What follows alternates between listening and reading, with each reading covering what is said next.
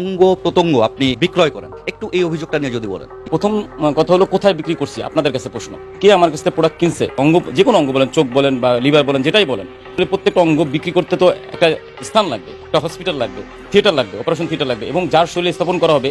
অঙ্গ তো যে না প্রোডাক্ট না যে খুলে নিলাম বাজারে যে ভাগা দিয়ে বিক্রি করে ফেললাম। আর মানুষের অঙ্গ তো খাওয়ার কোনো ব্যাপার না। এই অঙ্গগুলো কোনো না কোনো মানুষের শরীরে স্থাপন করা হয়েছে সেই মানুষটাকে।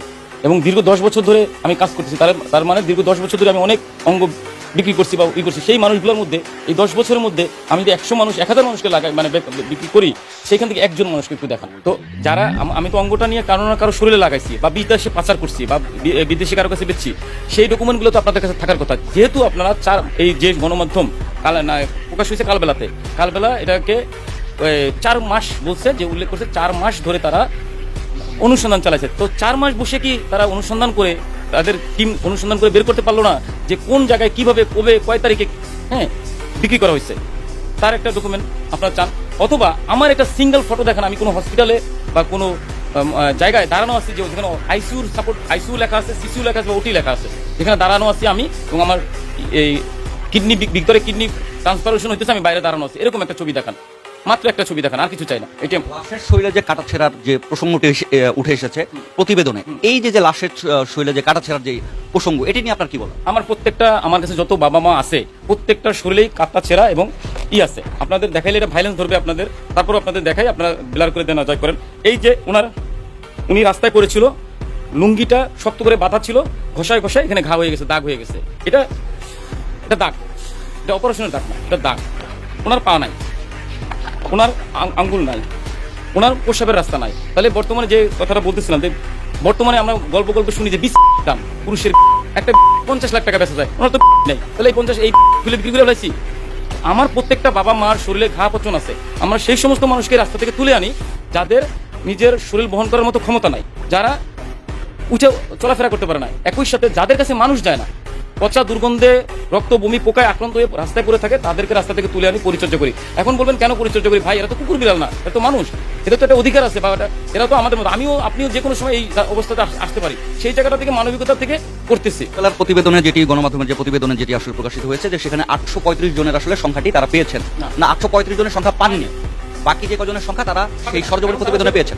তারা ওইভাবে তদন্ত করে নাই। আপনাদের একটা জিনিস বলি, আমরা যে মানুষগুলোকে রাস্তা থেকে তুলে আনি, তাদের ভোটার আইডি কার্ড থাকে না, জন্ম নিবন্ধন থাকে না, তাদের কোনো পরিচয় পাওয়া যায় না। এমনকি আমরা কয়েকবার পিবিআই এর মাধ্যমে ফিঙ্গারিং দেওয়ার চেষ্টা করছি, তো রাস্তায় চলতে তাদের শরীরের ফিঙ্গারিংও আসে না, পরিচয় সনদ খুঁজে পাওয়া যায় না। যখন ওরা মারা যায়, তখন আসলে বাংলাদেশের ঢাকার শহরস্থ কবরস্থানগুলোতে ভোটার আইডি কার্ড, জন্ম নিবন্ধন বা পরিচয়পত্র ছাড়া কোনো দাফন কাফন করা যায় না। চাই একটা মাধ্যমে, সেটা হলো গোপনে ঘুষ দিলে। এখন আমি যদি গোপনে ঘুষ দিয়ে মাটি দিচ্ছি, সেক্ষেত্রে তার রসিদ থাকবে না। আসলে কাজের একটি স্বচ্ছতার জন্য এই যে এখন যে অভিযোগগুলোর আপনি সম্মুখীন হয়েছেন, তখন কি মনে হয় না যে আপনার কাজের আসলে স্বচ্ছতার জন্য কাগজগুলো, এই যে প্রয়োজনীয় যে ডকুমেন্টস দরকার, আমি বলি সেই সব কাগজ যেন থাকে বা সব কাগজ যেন আমি ব্যবস্থা করতে পারি, সেই জন্য বাংলাদেশের প্রশাসনের বারবার দ্বারস্থ হয়েছি আমি। আমার কেউ তাদের সেই কবরস্থ করার জন্য দায়িত্ব নেয় নাই। এই দেখে বলছেন যে আপনার প্রশাসন থেকে যে সহযোগিতা পাওয়ার কথা, আপনি সেটি পান না? পাই নাই, সমাজ কল্যাণ থেকে পাই নাই, কোনো মন্ত্রণালয় থেকে পাই নাই। আমি আপনাকে একটু পড়ে শোনাই। এই চিঠিটা পাঠানো হয়েছে 29/3/21 সালে। পাঠানো হয়েছে কার কাছে? বরাবর মাননীয় মন্ত্রী সমাজ কল্যাণ, মাননীয় সচিব সমাজসেবা অধিদপ্তর, মাননীয় সচিব স্বরাষ্ট্র মন্ত্রণালয়, আমি ভাই মাননীয় জেলা প্রশাসক জনসন ঢাকা জেলা, সকলের কাছে আমি এরকম অনেকবার চিঠি পাঠাইছি।